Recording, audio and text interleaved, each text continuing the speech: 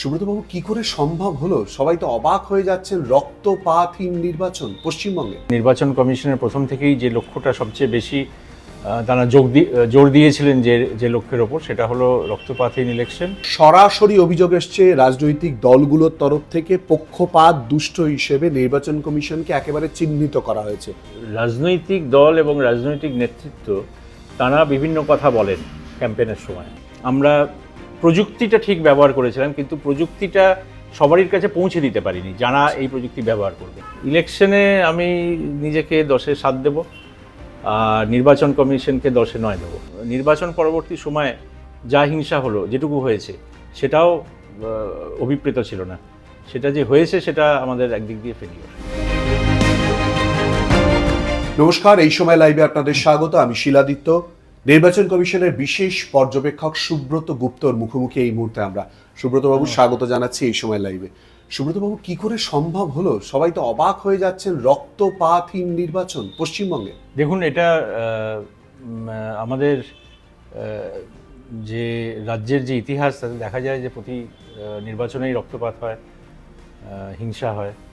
সেজন্য নির্বাচন কমিশনের প্রথম থেকেই যে লক্ষ্যটা সবচেয়ে বেশি তারা জোর দিয়েছিলেন যে লক্ষ্যের ওপর, সেটা হলো রক্তপাতহীন ইলেকশন, এবং মানুষ যাতে নির্ভয়ে ভোট দিতে আসে। এবং পরবর্তীকালে যখন নির্বাচন হলো, আমরা দেখলাম প্রথম ফেজেও 90% বেশি, দ্বিতীয় ফেজেও 90% বেশি। মানে আমরা যে সমস্ত পদক্ষেপ নিয়েছিলাম, সেই পদক্ষেপের মধ্যে দিয়ে মানুষকে আশ্বস্ত করতে পেরেছিলাম। তারা বেরিয়েছিলেন, বিশাল সংখ্যায় বেরিয়েছিলেন এবং ভোট দিয়েছিলেন।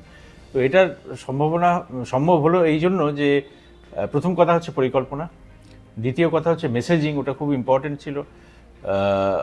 নির্বাচন কমিশনাররা, বিশেষ করে চিফ নির্বাচন কমিশনার যে ধরনের মেসেজ প্রথমেই দিয়ে দিয়েছিলেন, সেই মেসেজটাই আমরা পুরো পর্বে রিপিট করে গেছি, এবং সবচেয়ে নিচু স্তরের কর্মী থেকে সবচেয়ে ওপরের স্তরের এই মেসেজটাই দেওয়া হয়েছে যে এটা একেবারে মানে এমনভাবে কাজটা করতে হবে যাতে কোনো হিংসার কোনো স্কোপ না থাকে। যে সমস্ত মানে প্রশাসনিক যে ব্যবস্থা, সেই কাঠামোর এমনভাবে সাজাতে হবে যাতে কোথাও কোনো পক্ষপাতের কোনো রকম অভিযোগ না থাকে। তো সেই কাজটা আমরা করতে পেরেছিলাম, সেই জন্যই মানুষ আস্থা রেখে আসতে পেরেছিলেন ভোট দিতে। আপনি এই প্রথম প্রশ্নের উত্তরেই বললেন পরিকল্পনা। তাহলে কি আমরা ধরবো যে এই পরিকল্পনাটাই বহু আগে থাকতে তৈরি করা হচ্ছিল? কার্যত নির্বাচন ঘোষণার বহু আগে, একেবারে এসআইআর প্রক্রিয়ারও আগে থাকতে? না, আমি ঠিক সেভাবে বলবো না যে এসআইআর প্রক্রিয়ার আগে পরিকল্পনা তৈরি হচ্ছিল। এসআইআরের কাজ হচ্ছিল একই সাথে নির্বাচনের জন্য যে পদক্ষেপগুলো দরকার। যেমন ধরুন, আমি একটা উদাহরণ দিলে বুঝতে পারবেন যে এসআইআরের কাজ একদিকে হচ্ছিল, আরেকদিকে আমাদের কাছে একটা ইনপুটের কথা বলছি ছিল যে আমাদের এখানে যে হাই রাইজ বিল্ডিং আছে, সেখানে মানুষ সেখান থেকে ভোট দিতে যান না, ভয় পান, বা অনেক সময় এরকম অভিযোগও এসছে যে সেই হাই রাইজের নিচে গেট হয়তো তালা বন্ধ করে দেওয়া হয়, মানুষ বেরোতে পারেন না ইত্যাদি। সুতরাং সেখানে আমাদের ওই পরিকল্পনা তখন হচ্ছিল যখন এসআইআরের কাজ হচ্ছিল, যে কোন কোন জায়গায় সত্যি করে বেশি সংখ্যক ভোটার আছে কিন্তু তারা হাই রাইজে থাকেন, এবং তাদের বুথগুলো কত দূরে লোকেটেড। যদি বেশি দূরে লোকেটেড হয় তাহলে তাদের জন্য আলাদা বুথ করা যায় কিনা। তো এইরকমভাবে বেশ কিছু বিষয় যেগুলো আমাদের নজরে এসেছিল বা বিভিন্ন রাজনৈতিক দলও অভিযোগ করেছিল, সেই অভিযোগগুলোর ওপর আমরা কাজ করেছিলাম। আর একটা বড় বিষয়, সেন্ট্রাল ফোর্স, তাকে সঠিকভাবে প্রয়োগ করা। এই যে গুরুত্বপূর্ণ গুরুদায়িত্ব, আপনি বলবেন হয়তো সবটাই গুরুদায়িত্বের জায়গা, কিন্তু সেন্ট্রাল ফোর্সকে সঠিক জায়গায় মোতায়েন করা, এই ভাগটা কি করে সম্ভবপর হলো? এত বড় জায়গা 152, 142 ভাগ করে তারপরে তাদেরকে ট্রান্সফার করা এবং সেই জায়গাগুলো সম্পর্কে জানা। এটাও একটা খুবই বড় এক্সারসাইজ ছিল, কারণ প্রথমে 152টা সিট, পরের ফেজে 142টা সিট, আর 2407 কোম্পানি, মানে প্রায় ধরুন 1,80,000 জওয়ান তারা এই রাজ্যে এসেছিলেন। তাদের জন্য পরিবহনের ব্যবস্থা করা, তাদের জন্য থাকার ব্যবস্থা করা, তাদের জন্য ডিস্ট্রিক্টের লিয়াস অফিসারের ব্যবস্থা করা, এটা একটা সত্যি বিরাট কাজ ছিল। এবং আমাদের পুলিশ ফোর্সের যারা নেতৃত্ব দিয়েছেন, তাদের সাহায্য করার জন্য স্টেট ফোর্স কোঅর্ডিনেটর বলে একটা পদ সৃষ্টি করা হয়েছিল, যেটা ছিল যে সমস্ত, এরা তো সেন্ট্রাল যে ফোর্স এসেছিলো, তারা কেউ এসেছিলো বিএসএফ থেকে, কেউ এসেছিলো সিআরপিএফ থেকে, কেউ এসেছিলো আইটিবিপি থেকে, কেউ অন্যান্য যেমন সিআইএসএফ থেকে এসেছিলো, এই বিভিন্ন মানে আধা সামরিক যে বাহিনীগুলো আছে তাদের থেকে এই কন্টিনজেন্টগুলো, এই কোম্পানিগুলো এসেছিলো। তাদের মধ্যে সমন্বয় রক্ষা করে পুরো বিষয়টা করার ব্যাপারে অনেক পরিকল্পনা নিশ্চিতভাবে করতে হয়েছে। এবং এটা আমাদের আরেকটা জিনিস খুব সাহায্য করেছিল, সেটা হলো এই প্রথম আমরা প্রতিটি জেলার জন্য ডিস্ট্রিক্ট ফোর্স কোঅর্ডিনেটর বলে একজনকে দায়িত্ব দেওয়া হয়েছিল, একজন সিনিয়র অফিসার। তার দায়িত্ব ছিল যে সমস্ত তার আন্ডারে যে কটা কোম্পানি সেই জেলায় নিয়োগ করা হয়েছিল তাদের সাথে সমন্বয় রেখে এবং জেলা প্রশাসনের সাথে সমন্বয় রেখে পুরো ব্যাপারটা মানে ডিপ্লয়মেন্টটাকে প্ল্যান করা। আর তার সাথে যেটা ছিল যে আগে অভিযোগ হতো যে কেন্দ্রীয় বাহিনী এলে তাদের বসিয়ে রাখা হয়েছে বা সঠিকভাবে ব্যবহার করা হয়নি, এই জাতীয় অভিযোগকে মানে অ্যাড্রেস করার জন্য এই district force coordinator, police observer, general observer এবং ডিস্ট্রিক্ট ইলেকশন অফিসার, এদের একটা 4 জনের একটা সমন্বয় কমিটি ছিল। এবং কোনো ফোর্স ডিপ্লয়মেন্ট বা কোথায় সে কনফিডেন্স বিল্ডিং মেজারের জন্য যাবে সেটা কেউ এককভাবে ঠিক করতে পারবে না, এই কমিটিতে সিদ্ধান্ত হয়ে ওই জায়গাগুলোতে এই ফোর্সগুলোকে পাঠানো হয়েছিল। সমালোচকরা বলেন যে সুব্রতবাবু পশ্চিমবঙ্গ সরকারের বিভিন্ন দফতরে কাজ করার দৌলতে এত গভীরে গিয়েছিলেন বা এত কিছু জানতেন যে তিনি পুরোটা ঠিক কোন কোন জায়গায় কোন কোন খামতি রয়েছে যেটাকে একেবারে মুছে দেওয়া সম্ভব এটা করতে পেরেছেন, তাই কি? এটা তো সমালোচনার কিছু আমি দেখি না। এটা তো আমি বলবো যে কোনো প্রশাসকের কাজই হচ্ছে যে কোনো কাঠামোর মধ্যে যদি কোনো জায়গায় দুর্বলতা থাকে সেই দুর্বলতাগুলোকে আইডেন্টিফাই করা প্রথমে, এবং আইডেন্টিফাই করে তারপর সেটা দুর্বলতাকে কি করে অ্যাড্রেস করা যায় সেটার উপর ব্যবস্থা নেওয়া। আমরা সেটাই করেছিলাম সবাই মিলে। সেটা এককভাবে এটা আমার কোনো ক্রেডিট নয়। আমি বলবো যে আমাদের যে পুরো টিম কাজ করেছিল, এটা পুরো টিম খুব ভালোভাবে কাজ করতে পেরেছিল। আমি জানতাম এই উত্তরটাই হয়তো বেরিয়ে আসবে, কারণ আমার প্রশ্নটাই এবার সেখানে আসছে। সুব্রত গুপ্তর নামই বারবার করে চলে আসছে, আপনার নামই বারবার করে কথা হচ্ছে যে আপনি জানতেন কোথায় গলদ রয়েছে, সেই গলদগুলো ঠিক কীরকমভাবে কাজ করতে হবে প্রশাসকের ভূমিকায়, তাই কি? গলদ কোথায় কোথায় হচ্ছে, অভিযোগ কোথা থেকে আসছে, আমরা সেটার অনেকটাই ধারণা পেয়েছিলাম। আর যেটা হয়েছিল যে প্রথম ফেজটা আমাদের কাছে অত্যন্ত গুরুত্বপূর্ণ, দুটো ফেজই খুব গুরুত্বপূর্ণ ছিল, কিন্তু প্রথম ফেজটা ছিল আমাদের কাছে সবচেয়ে বড় চ্যালেঞ্জের। আমরা যে কারণে আমি এবং পুলিশ অবজারভার প্রতিটি জেলায় গিয়ে ফার্স্ট ফেজের আগে প্রতিটি জেলায় গিয়ে সেখানকার সেন্ট্রাল আর্মড পুলিশ ফোর্সের কমান্ডার যারা আছেন, যা ইউনিট আছেন তাদের কমান্ডারদের সাথে আলাদা করে মিটিং করেছিলাম, তাদের কাছ থেকে ফিডব্যাক নিয়েছিলাম, জেলা প্রশাসনের কাছ থেকে ফিডব্যাক নিয়েছিলাম, সেখানে একেবারে বিডিও ওসি স্তর অবধি তাদের সাথে কথা বলেছিলাম, প্রতিটি রাজনৈতিক দল এবং তাদের যে প্রার্থী তাদের সাথে কথা বলেছিলাম, এবং সাধারণ মানুষের সাথে কথা বলেছিলাম। তো এই প্রত্যেকটা যে player in the whole system তাদের সাথে কথা বলার ফলে এবং তাদের যে ভয় বা তাদের যে কনসার্ন সেগুলোকে আমরা নিয়ে সেখানে আমাদের কি কি করণীয় সেটা আমরা ঠিক করেছিলাম, এবং তারপরে সেই যা প্ল্যানিং হয়েছিল সেই প্ল্যানিং অনুযায়ী পুলিশ এবং প্রশাসন কাজ করেছিল। সুব্রতবাবু, আপনি বলছেন যেটা আমরা দেখেওছি গ্রাউন্ড লেভেল অবধি পৌঁছে যাওয়া, কিন্তু আপনি তো অস্বীকার করতে পারবেন না সরাসরি অভিযোগ এসছে রাজনৈতিক দলগুলোর তরফ থেকে পক্ষপাত দুষ্ট হিসেবে নির্বাচন কমিশনকে একেবারে চিহ্নিত করা হয়েছে, তখন চাপ মনে হয়নি? রাজনৈতিক দল এবং রাজনৈতিক নেতৃত্ব তারা বিভিন্ন কথা বলেন ক্যাম্পেনের সময়, কতটা তারা সিরিয়াসলি বলেন আমি জানি না, কিন্তু তারা যে কথাটা বলেন সেটা সাধারণ মানে পাবলিকের জন্য, সেটা প্রশাসকদের জন্য। প্রশাসকদের কাজ হলো যে তাদের যে দায়িত্ব দেওয়া হয়েছে সেই দায়িত্বটা পালন করা সঠিকভাবে।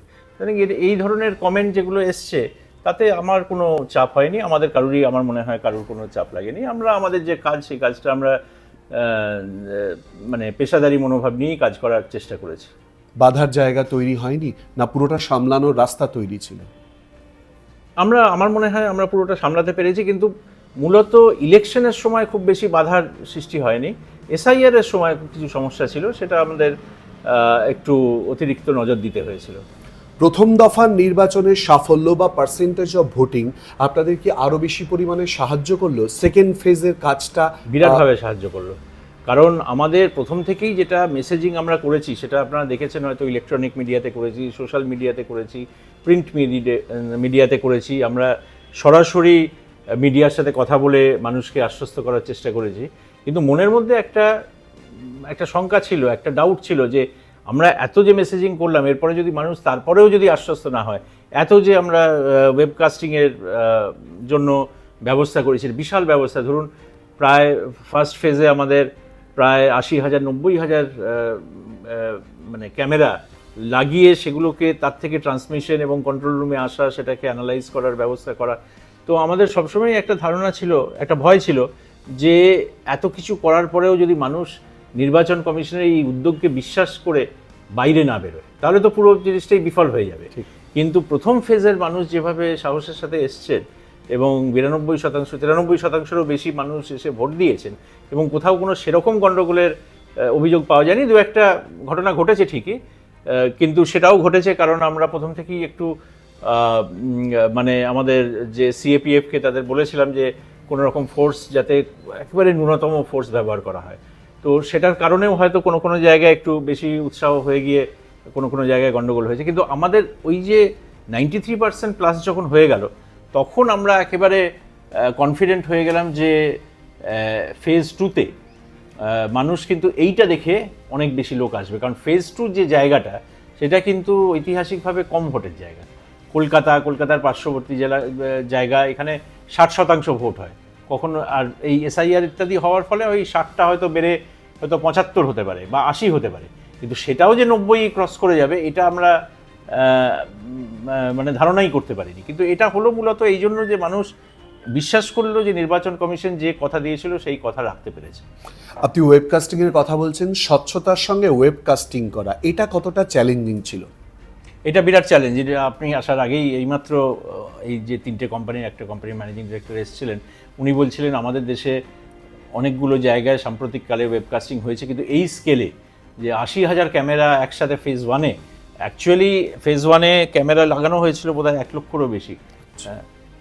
যে ক্যামেরা বুথের ভেতরের ছবি, বুথের বাইরের ছবি সরাসরি আমাদের কাছে চলে আসছিল, সরাসরি ডিস্ট্রিক্ট ইলেকশন অফিসারের কাছে চলে আসছিল, সরাসরি রিটার্নিং অফিসারের কাছে চলে আসছিল, এবং এই ক্যামেরার ছবির উপর ভিত্তি করে সরাসরি অবজারভার বা সেক্টর অফিসার বা প্রিসাইডিং অফিসারকে পর্যন্ত ডাইরেক্টলি কন্ট্যাক্ট করা হচ্ছিল আমাদের ইন্টিগ্রেটেড কমান্ড কন্ট্রোল রুম থেকে। তাতে যেটা হয়েছিল যে কোথাও কোনো সমস্যা হলে সেই সমস্যাটা সঙ্গে সঙ্গে সেই সংশ্লিষ্ট আধিকারিকের কাছে পৌঁছে যাচ্ছিল। মানে ধরুন একটা কমপ্লেন আসার পরে ধরুন 10 মিনিটের মধ্যে সেই বিষয়টা তার নজরে নিয়ে আসা হচ্ছিল যে দেখো তোমার বুথের বাইরে বিরাট ভিড় হয়ে গেছে, ওখানে একটু গন্ডগোল হচ্ছে, তুমি দেখো, অথবা তোমার এখানে ভোটিং কম্পার্টমেন্টে একাধিক লোককে দুবার দেখা গেছে, কেন দেখা গেছে তুমি দেখো, এটা প্রিভেন্ট করো। এই যে ফিডব্যাকটা এটা কন্টিনিউয়াস বেসিসে হয়েছে, এবং এই কন্টিনিউয়াস বেসিসে হওয়ার ফলে হচ্ছে কি যে ওরা যেমন একটা কনফিডেন্স পেয়েছে যে আমরা নজরে রয়েছি, মানে যা ইচ্ছে তাই করে বেরিয়ে যাওয়া যাবে না, তেমনি আমাদের মানে ইন্টারভিন করার ক্ষেত্রেও খুব সুবিধা হয়েছে।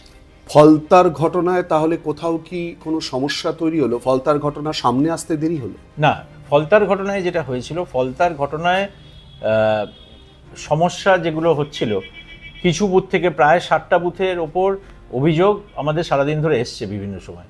এই অভিযোগের ভিত্তিতে আমরা সেখানকার যিনি returning officer, assistant returning officer, তাকে যোগাযোগও করেছি। সুতরাং ইন্টিগ্রেটেড কন্ট্রোল রুম কিন্তু সমস্যাটা ধরে ফেলেছিল এবং ধরার পরে সংশ্লিষ্ট আধিকারিকদের জানিয়েও ছিল। আমরা যে রিপোর্ট, অ্যাকশন টেকেন রিপোর্ট পেয়েছিলাম ফিল্ড থেকে, তাতে দেখা যাচ্ছে যে ওখানে বলা হয়েছে যে tape removed, polling going on peacefully, অর্থাৎ যে অ্যাডহেসিভ প্লাস্টার বা টেপ লাগানো হয়েছিল কোনো বাটনের ওপর, সেটাকে খুলে ফেলা হয়েছে এবং মানে ভোটিং নির্বিঘ্নে চলছে। তারপরে কিন্তু মুশকিলটা হলো যে যখন তুলে ফেলা হয়েছে তখন তো ইতিমধ্যে অনেকক্ষণ ভোট হয়ে গেছে। ঠিক, কোনো বুথে 58% ভোট পড়ে গেছে, কোনো বুথে 76% ভোট পড়ে গেছে। তো আমার যদি টেপ 76% ভোট পড়ার পরে যদি রিমুভড হয় বা 58% ভোট পড়ার পরে যদি রিমুভড হয়, তাহলে এই 58% ভোটাররা তারা ফুল চয়েস পাননি, এটাই তো হয় কনক্লুশন। সেই জন্য আমরা তারপরে একটু গভীরে গিয়ে ফলতার সমস্ত ফুটেজগুলো দেখি এবং ফুটেজগুলো পরীক্ষা করে যা পাওয়া যায় তার উপর নির্ভর করে আমরা রিপোর্ট পাঠাই ইলেকশন কমিশনে। ইলেকশন কমিশন মনে করে যে এই যে 60টা বুথ, যে 60টা বুথের ওপর আমরা নজর দিয়েছিলাম, আরও বুথেও দেওয়া যায় এখন, কিন্তু সেই 60টা বুথ হচ্ছে পুরো যে কেন্দ্রটা, সেই কেন্দ্রের প্রায় 21% ভোটার, প্রায় 22% ভোটার আর 21% বুথ। সুতরাং এইখানে যদি কোনো গণ্ডগোল হয়ে থাকে, তার মানে পুরো কেন্দ্রের ফলাফলের ওপর তার একটা বিরাট বড় প্রভাব থাকবে। সেজন্য ওরা ঠিক করে যে এটাকে পুনর্নির্বাচন করা দরকার। কার্যত নজিরবিহীন সিদ্ধান্ত, ফলতার ঘটনায় যে সিদ্ধান্ত নেওয়া হয়েছে 21 তারিখ নির্বাচন বা পুনর্নির্বাচন, আবারও আমাদেরকে নজর রাখতে হবে। আপনি জানেন 4 তারিখে ইলেকশনের রেজাল্ট বেরোনো সবটাই চ্যালেঞ্জিং ছিল, ফার্স্ট ফেজ, সেকেন্ড ফেজ, তারপরে রেজাল্ট বেরোনো ঠিক একেবারে পরবর্তী অধ্যায় থেকে বা সেই দিন থেকে আমরা দেখলাম বিভিন্ন জায়গায়, বিভিন্ন জেলায় জেলায় সন্ত্রাসের ঘটনা বা বিভিন্ন অভিযোগ, ভাঙচুরের অভিযোগ ইতিমধ্যেই এসছে। তার পরিপ্রেক্ষিতে নির্বাচন কমিশনের ভাবনা কি? কারণ আমরা জানি যে সেন্ট্রাল ফোর্স এখনো মজুত রয়েছে, কিন্তু সেই এটা হতে পারে ভেবেই আমরা পরিকল্পনা করেছিলাম যে সেন্ট্রাল ফোর্সকে ফেরত যেতে দেওয়া যাবে না। এবং আমার যতদূর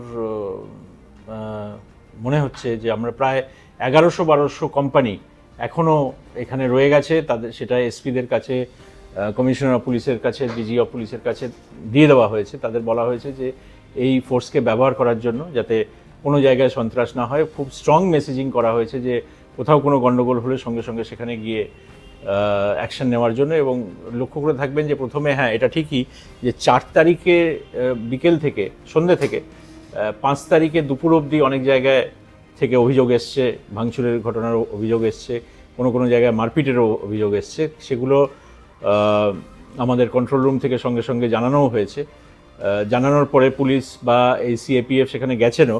কিন্তু কালকে রাত থেকে আপনি দেখবেন এইরকম ঘটনা অনেক কমে গেছে, কারণ আরও বেশি কালকে রাত্রেও আমরা রাত 1টার সময় সবাইকে নিয়ে মিটিং করেছি, যাতে রেসপন্সটা খুব কুইক হয় অ্যান্ড এফেক্টিভ হয়।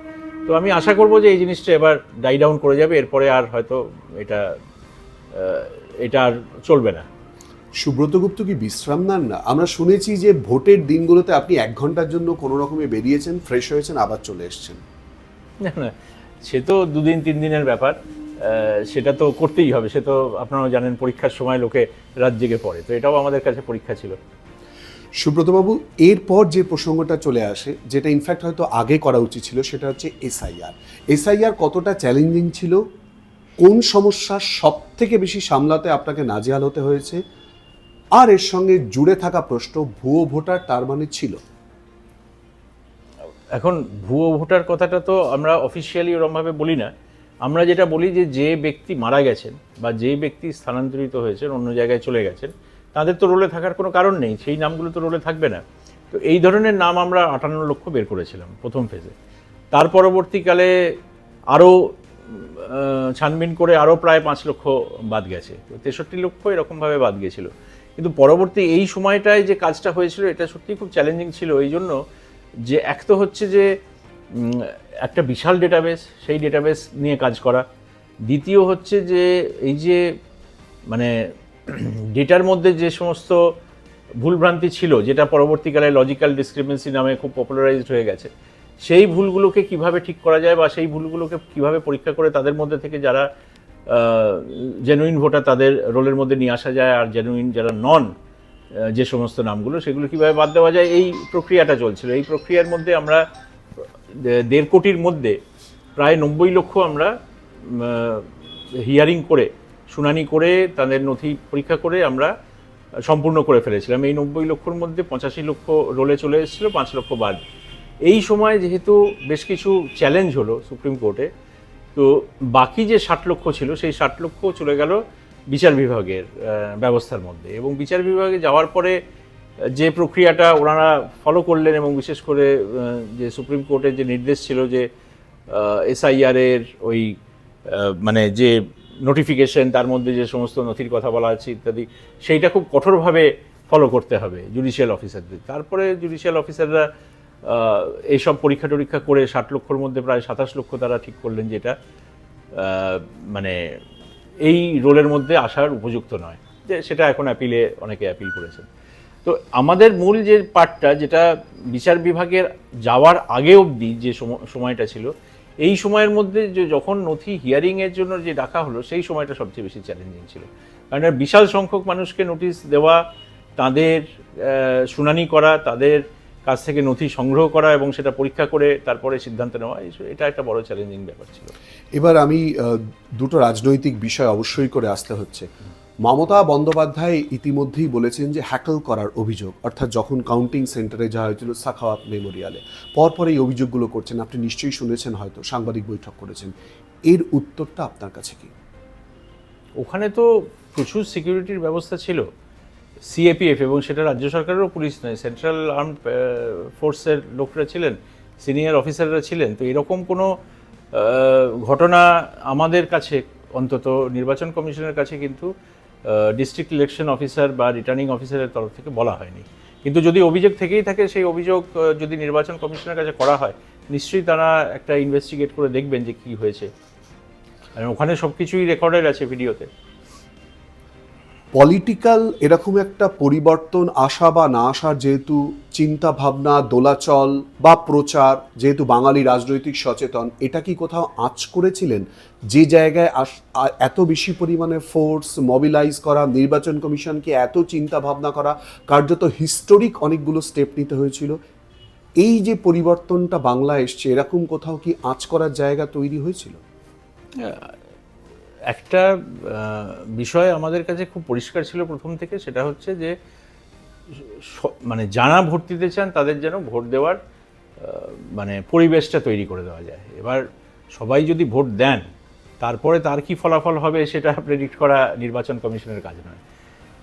কিন্তু এটা ঠিকই যে সবাই যদি ভোট দেন এবং এটা যদি অভিযোগটা এরকম হয়ে থাকে আগে যে আমি ভোট দিতে পারিনি, তাহলে তার ফলাফল কি হতে পারে সেটা তো একটা বিষয় যেটা অনুমান করা যেতে পারে।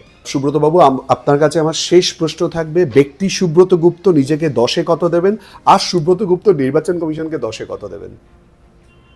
আপনি ইলেকশন বলছেন না এসআইআর বলছেন? ইলেকশন বলছি।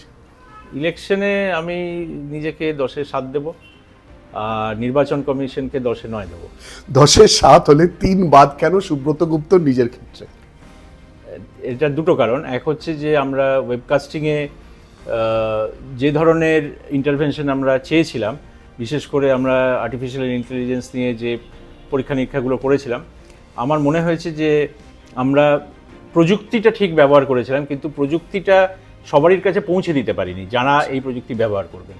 সেখানে আমাদের কিছুটা গ্যাপ রয়ে গেছিলো। আর আরেকটা কারণ হলো যে নির্বাচন পরবর্তী সময়ে যা হিংসা হলো, যেটুকু হয়েছে, সেটাও অভিপ্রেত ছিল না। সেটা যে হয়েছে সেটা আমাদের একদিক দিয়ে failure. Thank you so much. আমাদের সঙ্গে এই আলোচনায় অংশগ্রহণ করার জন্য অনেকটা সময় নিলাম, কিন্তু তার পাশাপাশি যা যা প্রশ্ন ছিল তার সমস্ত কিছুর উত্তর কিন্তু আনকাট, আনএডিটেড অবস্থায় সুব্রতবাবু দিয়েছেন। এর পরের দিনগুলোয় কি হয়, নির্বাচন কমিশনের ভূমিকা কি হয়, সেদিকে আমাদের নজর থাকবে। আর আপনাদের চোখ থাকুক এই সময় লাইভে।